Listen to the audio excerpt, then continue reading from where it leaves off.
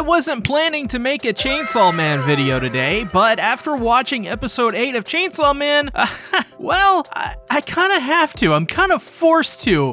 I definitely got to talk about this. We have to talk about this. We have to. I don't even know where this series goes after Chainsaw Man episode 8. This was such a monumental episode. This had so many crazy things. This episode came out of nowhere, completely unexpected. The next 4 episodes of Chainsaw Man are going to be amazing. They are going to be hype. So let's go ahead. Let's talk about it. If you haven't already seen it, go out and watch it right now, because you need to. I'm telling you. Watch this before any spoilers get out. So let's go ahead. Let's get right into it. This is Chainsaw Man, episode 8. My thoughts, my opinions.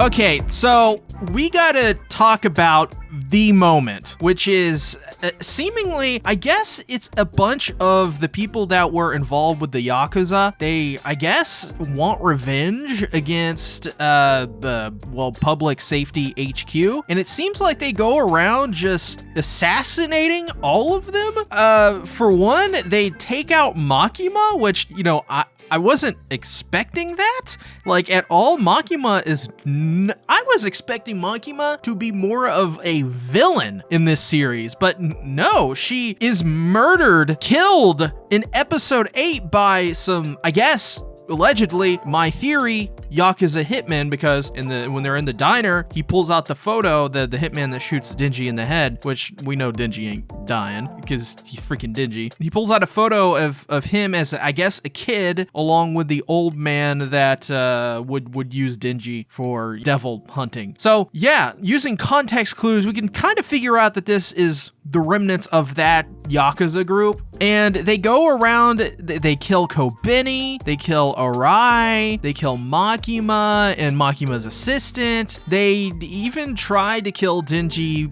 the Power, and Aki, and they get pretty close with Aki. I don't feel like Aki is going to die based off Himeno's death. Himeno dying is one that I should have expected, but I didn't. I expected Kobeni to die before Himeno did. So seeing her die instead is, yeah, looking back, it probably shouldn't have been much of a surprise, but I think I was just too focused on Kobeni dying because she's, you know, a nervous wreck all the time. So in that regard, is what it is. I mean, honestly, we haven't even seen Arai and Kobeni die. We don't know at all. We know from Himeno that Kobeni is very, very good and very, she has a very good agility and she has very good movement. So maybe she totally saw that coming. I mean, she's a nervous wreck after all, and she's deceptively powerful from what we're told. So maybe she survived all that? Possibly, could have, but otherwise, speaking of deaths, Himeno for sure died. She seemed to give up her entire life because she was dying anyway. She was shot through the chest right above her heart. So that's her lungs, right? That's about where her lungs are, I'm pretty sure. And if I'm wrong, you know, please tell me. And so she decided to sacrifice her life and the rest of her body to the ghost devil contract thing, the ghost hand thing. I forget what it's called specifically. Somebody in the comments will remind me. I'm very sure of that. She tried to kill, I'm gonna call this the blade devil, because it looks basically much like the Chainsaw Man, but instead of chainsaws, it's blade, and instead of a vertical chainsaw, it's a horizontal blade going through the head, and it looks very like the Waffen, you know, Iron Cross, very Nazi-like in his design, so you know he's evil, right? And he's got this girl along with him. She's got like blonde, short hair. Her hair is kind of frilly a little bit around the edges. She's got a really nice hair design here. And she's got her bangs cut. She's wearing like a pink salmon hoodie with some shorts on and some tennis shoes. Very Chainsaw Man design. Very, very Chainsaw Man design. I mean, she basically looks like her and Power could fit in a catalog, in a Sears catalog somewhere. Sears exists anymore? I don't know. So yeah. Himeno sacrifices herself, but this girl with the blonde hair and the bangs cut actually summons a snake that seemingly is made out of a bunch of hands and eats Himeno's contracted devil right there, except for the head and the base of the arms. So that thing's gone. Himeno's last chance, and she said it, she said that the very last thing that she wants to do is make sure that she dies, sacrificing herself in a heroic way, essentially, so that Aki will remember her fondly. Which goes to show, also as well, from a character perspective, we can kind of deduce from this that Himeno probably didn't think very highly of herself, but the one thing in her life that she thought highly of was Aki, and so it really contextualizes a lot of things. It contextualizes why earlier in this episode and why the last moment of the last episode, she tried to sleep with Denji, which, by the way, I love how in this episode, Himeno even says herself,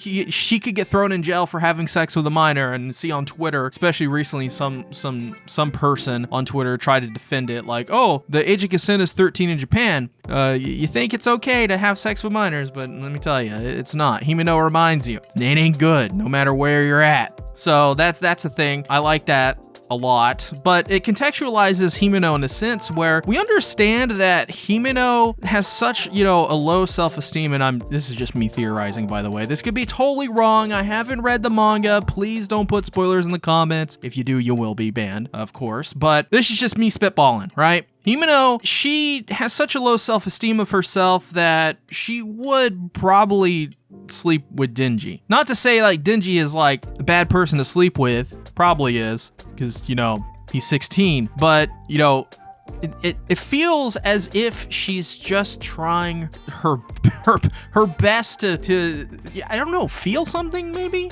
just anything, right? It just contextualizes a lot of that. If you look back on that and you look at it through the lens of like Himeno has really low self-esteem about herself, it kind of makes her like a sympathetic character in that sense. And that's pretty hard to be sympathetic for literally any person in this anime, seemingly, outside of possibly Denji, who's probably the most sympathetic, because they're all such awful, terrible, horrible human beings and or fiends and or devils or whatever.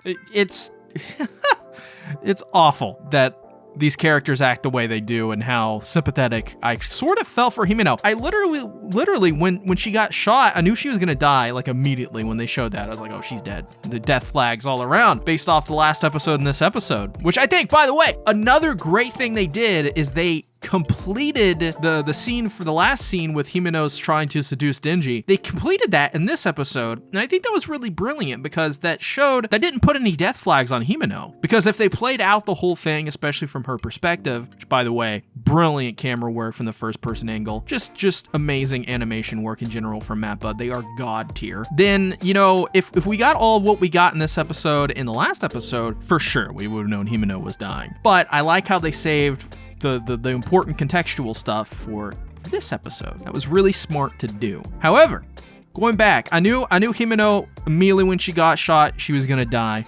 So I think the way that they went about framing her death was really good, because while we can still all agree that Himeno is probably, a bad human being for trying to have sex with Denji, she's sort of like a predator. She literally brought him home. All that stuff. That's pretty weird. Even then, we're still sympathetic for Himeno, and I like the way they frame it as well with the whole predator having trying to have sex with Denji. They still try to frame it in a way that sort of saves face with Himeno, like, oh, she was really, really drunk. Not to say that being drunk, absolves people. What that does, and many people will say, oh, when you drink, you're a totally different person. They're lying. When you drink, it lowers your inhibitions. I've been drunk before. If Lightning Eagle is watching this video, he will tell you in the comments. I will pin it if he shows up and tells you all how weird I am when I'm drunk. That's just me on the inside. That's me on the inside coming out and talking about how much I love Marianne from Fire Emblem and boobs. Lots of boobs, from what I'm told. I don't remember any of this, but apparently I talked about a lot of boobs when I was drunk. So there you go. But yeah, so that is I still think that even then, though, that still sort of, it shows that she sort of, even with her lowered inhibitions, she still had a guilty conscience. So at least then you can go, all right, okay, I'll let this slide one time, you know, because you're dying in this episode. It's not okay. I'm not going to forgive you about it, but I will look past it. That being said, I will still talk trash about your character after this episode. So, you know, yeah, even though we can talk trash about her the whole time, she's still a pretty fun character and had a pretty fun exit from the series, in my opinion. Very, very memorable exit. And I'm glad they gave her a death like this, because it was just really nice to see. We also got to see Aki's Kun, its special ability where it curses people, and the way it very Jujutsu Kaisen in the way it curses people. Oh my god, I can't wait for JJK season 2, y'all. I cannot wait for that, especially after this episode, because this got some JJK vibes all over it. It got that JJK stank. This was really cool seeing it curse the Blade Devil. Once again, I'm dubbing that. We don't know what it's called yet, but we're gonna call it the Blade Devil. That was really cool, man. I just thought this episode was really good. This was the perfect episode to happen after last episode. I mean, we really talked about the stuff with Makima. Is Makima actually dead? That's the thing, is like the last thing we see of her is with her eyes open, with her crazy fiend eyes. Because she looks like she's got the same eyes as Power and Denji. So she's sort of like maybe a fiend. Maybe she's a hybrid like Denji. And maybe she survives. I don't believe for a second that she's not human. However, I also don't believe for a second that it's possible that she's dead after this episode. Because the way they framed it was pretty good in my opinion. However, I do believe that there is a good possibility that Kobeni and Arai are still alive and kicking. Also as well, I think that's just for some context clues out there that I've been given over time that I think that won't discuss that because that may spoil stuff. But yeah, no, guys, this was the one. This was the episode we were waiting for with Chainsaw Man. This is the one that makes people go, oh, this is why. I feel like the next episode is really probably going to seal that. And then the rest of the series, obviously for season 1, is going, by the end, it's probably going to make people really excited. I've seen a lot of people, you know, kind of down on Chainsaw Man, and I can understand why. However, this episode I think this whole series so far has been really impressive. Really, really impressive. And honestly, it's probably one of, you know, just in terms of the way it's shot and the cinematic approach it has, this is right up there with JJK0. JJK0 is one of my favorite MAPPA things ever produced and one of their best works ever produced, clearly. It's just so good. I recommend the series. I do.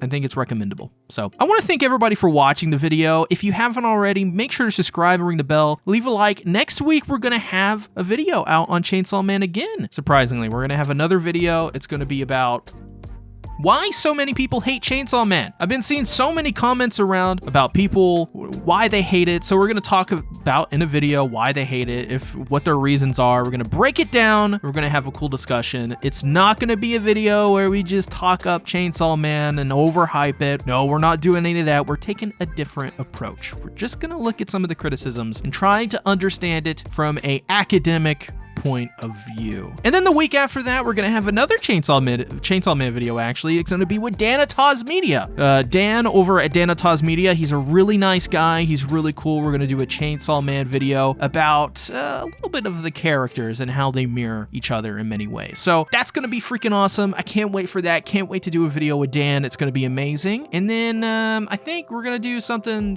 else with Dan as well in the future. We're going to do something on his channel. We're definitely going to be talking about Bleach with Dan on this channel for sure. Dan's a really cool guy. And I think we have another collab lined up as well. I think I'm going to do one with Beluja the Jaegerist. He's an AOT guy. He's really cool. He's a really cool guy. Go out and check out his most recent video. I'll leave links to both of these channels in the description because I did the thumbnail for one of his most recent videos and I don't want to stroke my ego, but his video has like almost 500 views, which I think is his most viewed video yet. He's a new guy. Check him out. Give him some support, some feedback. Tell him what he can do better or not. It's up to him if he takes the criticism, right? So he's a cool guy. So is Dan. Go check them both out. They're really good content creators for what they are.